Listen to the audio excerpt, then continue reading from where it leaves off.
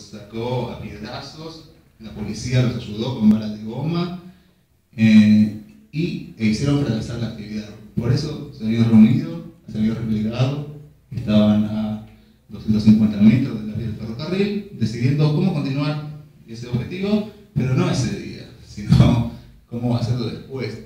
Era una actividad con varias organizaciones en la que incluso había como un envío de responsabilidades, ¿no? Esto fracasó porque ustedes hicieron esto, o esto no se pudo realizar por esto. Había como una sensación incluso de fracaso, imagínense. O sea, intentamos hacer esto, nos cagan a piedrazos, fracasamos. Había como una desazón. Y esto se lo planteó otro compañero de Mariano Ferreira, era Federico se llama, y le decía, bueno, ¿qué pasó? O sea, fracasamos. Entonces, es esto lo interesante, digamos. Él era un militante convencido de los objetivos por los que llevaba adelante su militancia, y por eso mismo la respuesta ante esta caracterización de fracaso, Mariano Ferreira dijo, tenemos que pensar estratégicamente. Acá lo que hubo es que finalmente un grupo de compañeros tercerizados decidió cortar la vía del ferrocarril. Este es nuestro objetivo, que se haya avanzado un paso en la conciencia de los trabajadores. No digamos, en la evaluación de si se había podido cortar o no la vía, que es, digamos, circunstancial, coyuntural y un hecho del momento, sino que el avance del paso de la conciencia de los trabajadores era lo importante. Quiero destacar esto por lo siguiente. La investigación sobre este crimen, sobre sus consecuencias y sobre la actualidad de esto, digamos, no abandona mis inquietudes periodísticas. Hace unas semanas publiqué en plazaDeMayo.com, porque bueno, como les decía que yo trabajo en 23, pero digo, este es un grupo kirchnerista, ¿no? Entonces es poco permeable de permitir que se publiquen ciertas cosas que incluyan una crítica al gobierno. Por lo tanto, digamos, ahí está vedado toda posibilidad de que yo publique cuestiones sobre este tipo y demás. Prontamente, digamos, estamos en las etapas finales de que yo vaya a ese lugar, porque me da el pedo, ¿verdad? Ahí en estas circunstancias. Pero hace un par de semanas, para graficar, digamos, cómo el caso de Mariano Ferreira sigue todavía gravitando, sigue, digamos, atravesando las circunstancias de la vida política actual, más allá del crimen. O no más allá del crimen, sino que la sociedad argentina está atravesada por las consecuencias de ese crimen. Hace unas semanas publiqué en plazaDeMayo.com, que es un sitio periodístico que dirige Gabriel Levinas, una escucha telefónica judicial entre Tomada, el ministro de Trabajo, y Pedraza, el hombre que está encarcelado, acusado de ser el instigador del asesinato de Mariano Ferreira.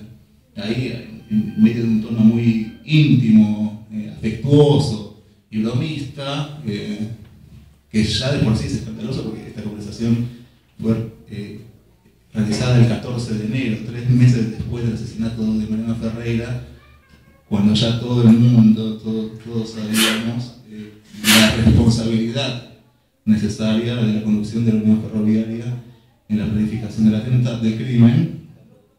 En ese momento, Tomada, ministro de Trabajo de la Nación, hombre del Estado, del gobierno, aconsejaba a Pedraza el mejor modo de no permitir que los trabajadores que ingresaron al ferrocarril se opusieran a la conexión gremial que ingresaban Pedraza, que llegó Fernández. No le daba consejos, le decía, tenés que simular cursos de capacitación, tenés que hacerles la cabeza, tenés que elaborarlos políticamente. Esto no es escandaloso solamente, es inmoral,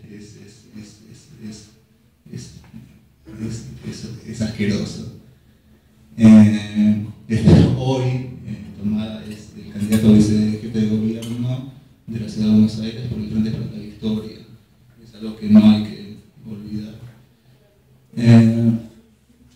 Y hace poco, en relación a lo que decía antes, hace unas pocas semanas, hace 15 días, entrevisté a un arrepentido de la patota atacó a los manifestantes y que culminó con la vida de Mariano Ferreira. Bueno, esta persona hace importantes aportes en la causa judicial, identifica fehacientemente a Favale como el tirador, el asesino, señala el nombre de un policía que participó de un comisario de la Federal que ayudó a liberar la zona, y muy importante, señala la presencia de un ejecutivo de UGOFE en la estación en los momentos previos al ataque, es decir, da pie a que la justicia investigue la responsabilidad de la empresa, ¿no?, en el ataque a los manifestantes de aquel 20 de octubre. Pero yo quería en realidad contarles otra cuestión de su relato. Y que me parece que tiene que ver con esto que yo les decía acerca de las convicciones políticas profundas de Mariano Ferreira y que atañen a los militantes que se deciden a construir un partido obrero por la revolución. Esta persona, que hoy su testimonio está en la justicia, digamos, bajo identidad reservada, me contaba cómo había comenzado, ¿no?, ese ataque. Ellos partieron de las vías, corriendo, lo vieron en la televisión ustedes, están esas imágenes, y cómo se acercaban entonces esos 250 metros en los que los manifestantes vieron que se venían corriendo la patota y organizaron a las mujeres y a las personas mayores para organizar una retirada que los protegiera. En ese momento entonces formaron un cordón de seguridad. Este arrepentido me cuenta cómo entonces vio, y dice con estas palabras, dice, eran 15 monos que se atravesaron la calle y estaban quietos con unos bastones largos apoyados contra el suelo. Y contaba, y no se movían, y no se achicaron nunca, decía, mientras contaba cómo ellos les tiraban piedras. E imaginen esto, ¿no? Unas personas que van a una manifestación a atacar a unos manifestantes que luchan por ingresar a trabajar al ferrocarril. Para hacer eso hay que tener un grado de conciencia, digamos, que denigrado, degradado absolutamente. Esta persona, desde esta conciencia inexistente, veía a los manifestantes parados, quietos, no se achicaban, y me decía, no se achicaron nunca, y me mostraba, me decía, las piedras les caían y no se movían, y me hacía el gesto como que las piedras caían y que les resbalaban. Esta persona, desde esta moral degradada, había tenido una imagen épica de quienes habían conformado ese cordón de seguridad del 20 de octubre, una imagen agigantada, ¿no?, de decisión y de resistencia. Y ahí estaba Mariano Ferreira, o sea, un pibe de 23 años, flaquito, muy flaquito, pero que a los ojos de los atacantes tenía una forma física de resistencia heroica. Esto me interesaba